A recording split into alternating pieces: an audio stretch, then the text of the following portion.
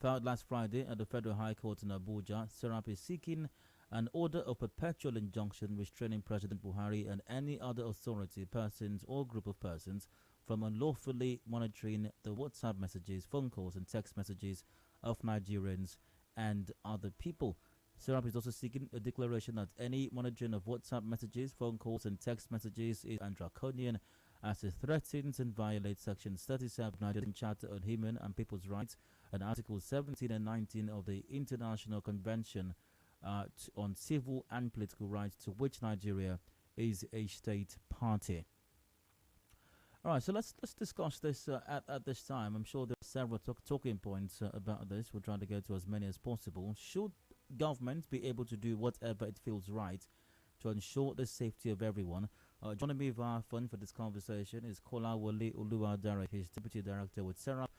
Kola, good evening to you. You're welcome to Hard Facts. Good evening, Daya. Once again, I'm happy to be here. Pleasure is always mine, Kola. Let's get right to it then. Now, the people of Nigeria, as I imagine, is the same with the people of most other countries.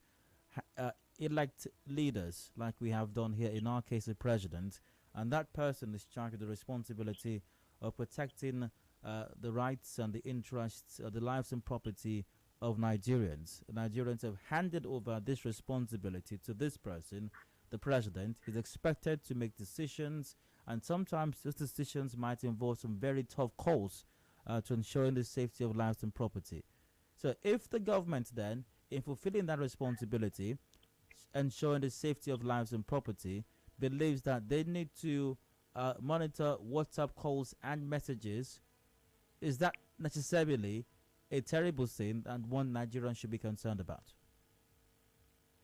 Yes, now, just to make sure that we are very clear on this. Electing president or other public officers, these things are done within the context of law, principles among which is the Constitution.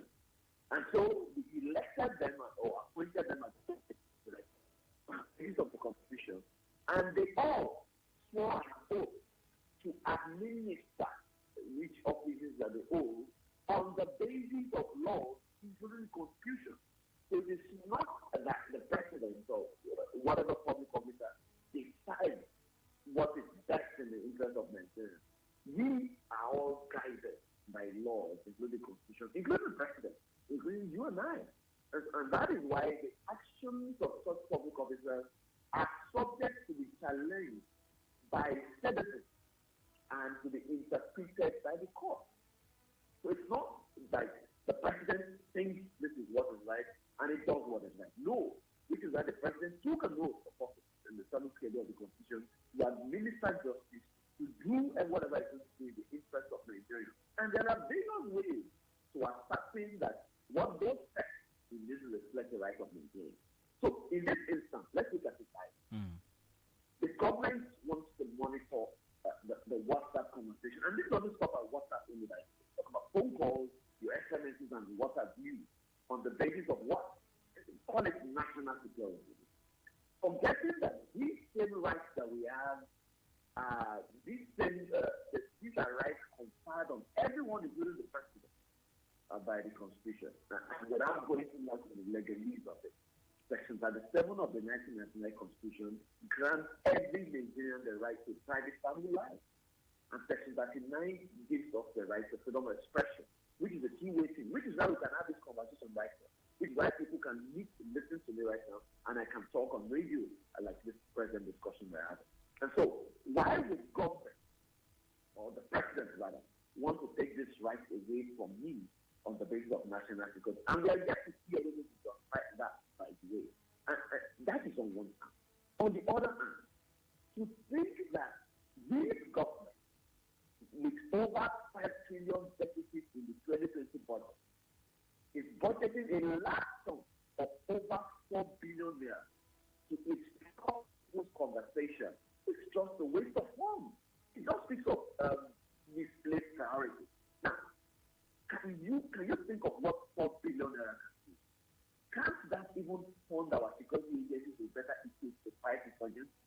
So, are they proved to us what is the benefit this is dropping. And that is what it is, guys. There's no other way. You can employ it as semantics to be defining it is it's dropping on the private conversations of people. What does it contribute to national security? All right, And that is against. I'd like to go back to the reporter from Premium Times. Now, SERAP, you're seeking an order of perpetual injunction restraining the president and any other authority, person or groups of persons from unlawfully, being the word I'm singling out here, unlawfully monitoring the WhatsApp messages, phone calls, and text messages of Nigerians and other people. Now, you say unlawfully monitoring. So my question is there a lawful kind of monitoring? And how is it different from what you have termed unlawful monitoring?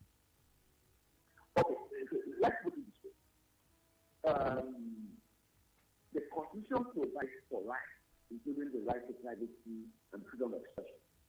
And the same Constitution in Section 46, 45 rather, provides for the means where, because these rights are not absolute, provides for instances of situations why these rights could be derogated from.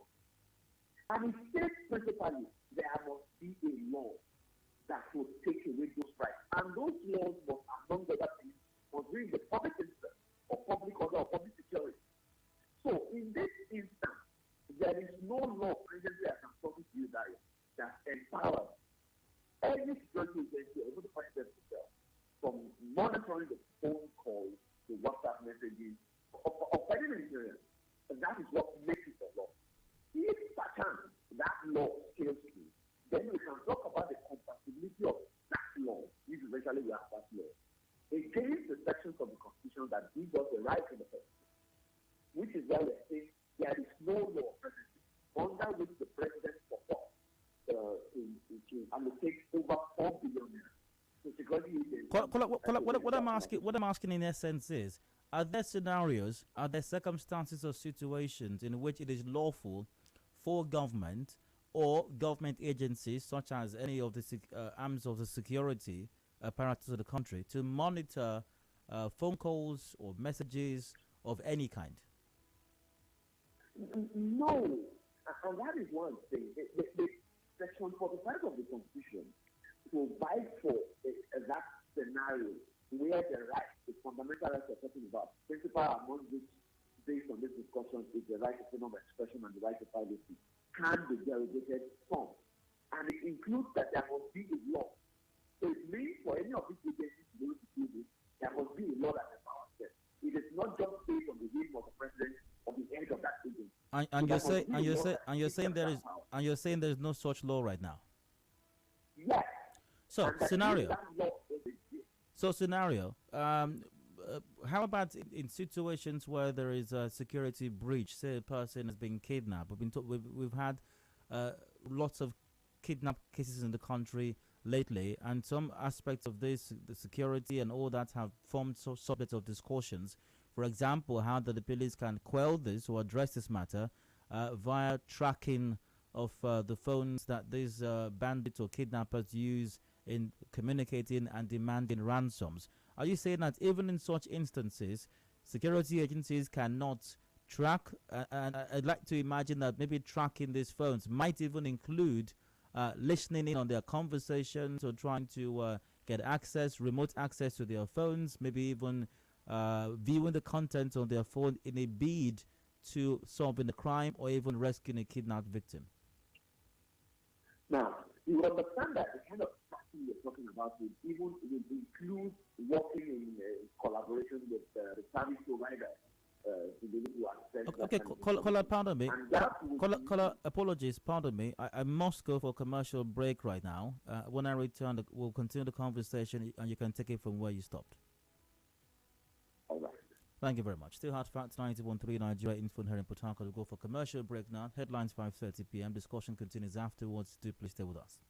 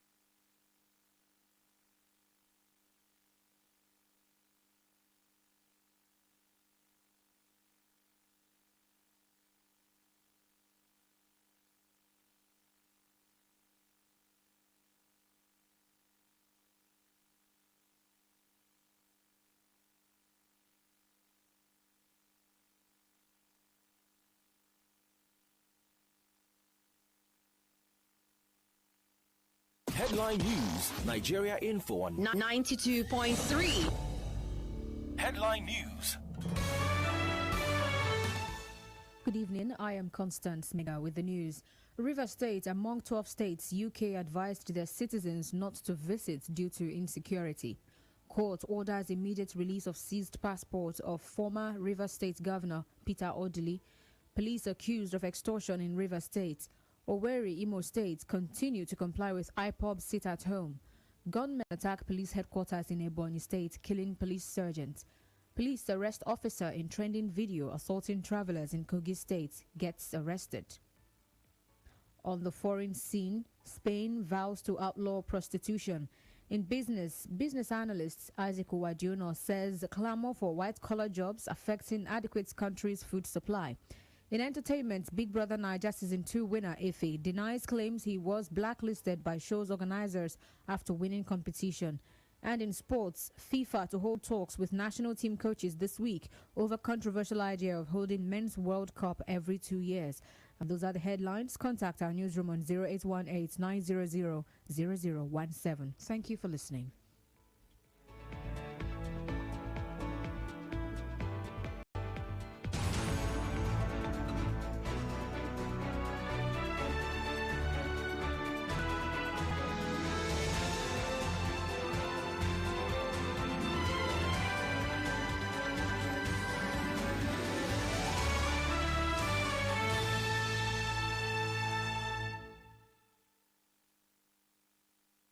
News, 6 a.m. Your Excellency, I have been asked to summon you to the Ministry of Foreign Affairs. That position has always been very clear. The forthcoming election is sensitive and decisive.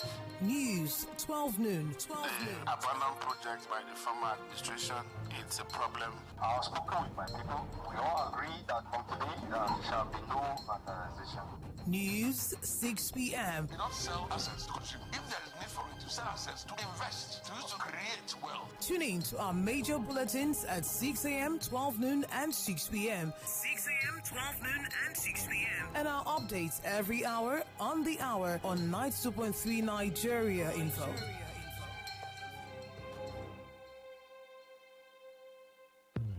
Our freedom depends on our proactive responsibilities. Let's talk, act, and be about development. With one voice, our potential is realized. This is your number one news, talk, and sports radio station. 92.3 Nigeria Info. I am listening.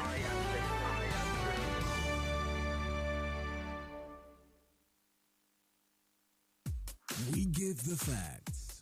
News entirely. We give the evidence. Just to keep you informed. News, weather.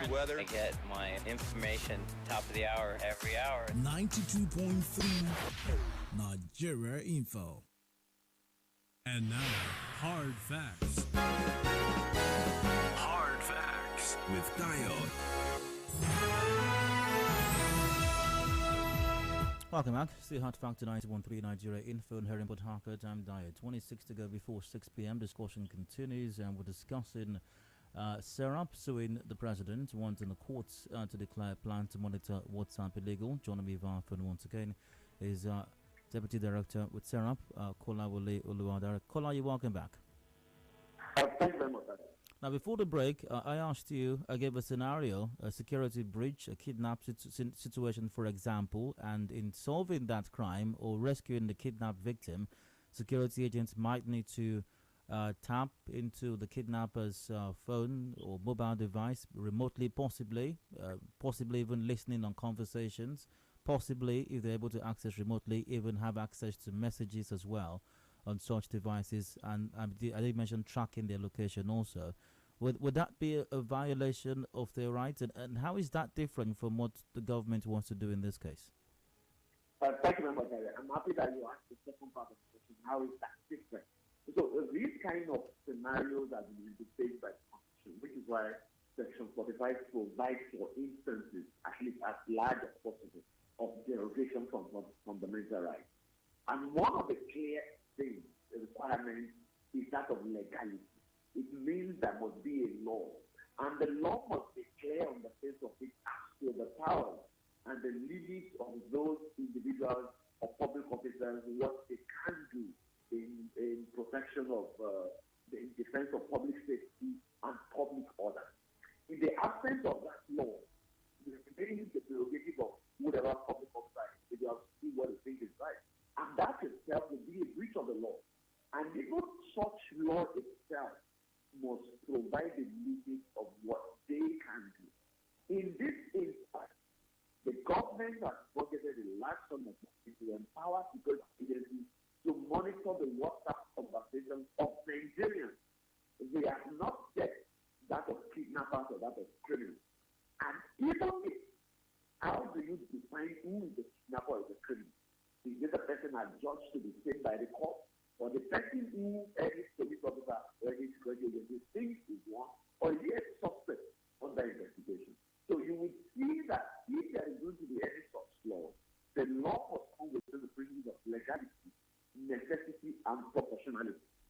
In this instance, there is no law on which the federal government is yet to tell us, please, that they are taking the steps to empower security agencies to listen in to the conversations of Nigerians, either by WhatsApp or by any other means.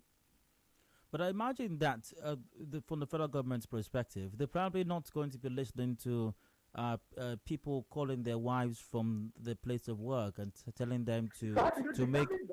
No, hold on, Cole. I'm going somewhere. I'm going somewhere here. One might think it's unlikely the government is concerned about a husband calling his wife to tell her that he wants semo and egusi when he returns from work, and she should please get that ready by the time he's home because he's very hungry. He had a very long day, couldn't have lunch at the office because of meetings. I imagine that the government simply may not be concerned with the child calling the parents from school saying that he or she's run out of pocket money and needs some extra funds to register for some coming examination. They might be concerned with listening to terrorist chatter or matters that may, affect the country's national security in a negative way, don't you think? And so the question again, who determines that? Who determines what is to be listened to and how, and then ultimately how such informations are going to be used? And you would understand why these laws are codified as core fundamental rights is to prevent people from infringing of the rights of others, and at the same time to maintain public order and to protect society. And that is why there needs to be a law if there is ever going to be derogation from the fundamental rights of citizens. And that law must also satisfy if it's proportional, if it's necessary, and within the limits of public order and security. So in this instance, and don't forget that if this budget, the budget has been passed by the way, and if this law enforcement agencies have this power, they are not going to be exercised by one person called the president. They are going to be exercised by a lot of people within different states. So who monitors them? What is the framework that guides what they can do, what they can listen to, what they cannot listen to, and how they can use those information? You will now see the importance of having a law that provides clarity for what can be done, when it can be done, who it can be done to, and what it can be used for. And at present, it would appear that the president is putting the cat before the horse. You are budgeting a big amount of money to do an act that is unlawful. Instead of passing a law to the appropriate persons that would empower them, and that law is in Zion. This needs to be said. That law must fulfill the condition.